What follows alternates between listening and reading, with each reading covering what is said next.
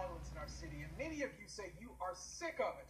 Well, in the next week, the mayor's office is expecting to receive recommendations from the city's Safety and Crime Task Force. And that task force, made up of people from the community alongside city officials, has been meeting since January, working on ways to combat crime here in the River City. On your side, Nick Perot caught up with a member who says, it is time for action.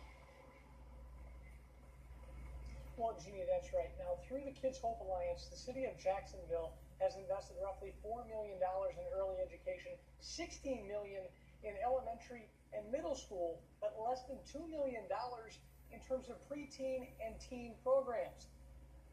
Something a gentleman I spoke with earlier today tells me he believes city of Jacksonville City Council members and mayor need to invest in.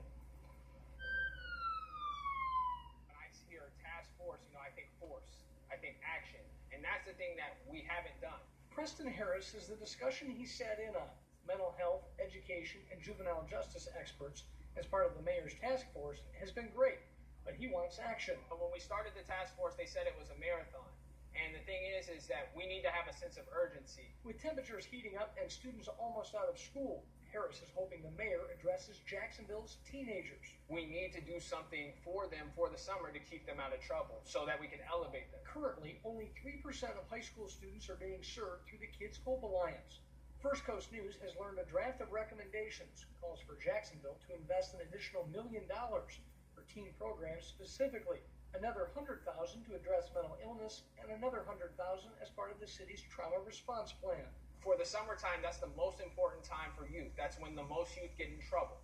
And if we don't do something specifically for the summer that's new, that's fresh, that's innovative, we're going to be in a worse place than we were before we started the task force. We reached out to the mayor's office, who told us we look forward to reviewing the findings and will be happy to provide reaction and comment once we are able to see the requests and recommendations.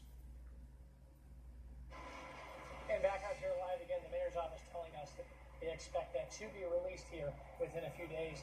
Mayor will review it and then hopefully release his statement in the comments to us.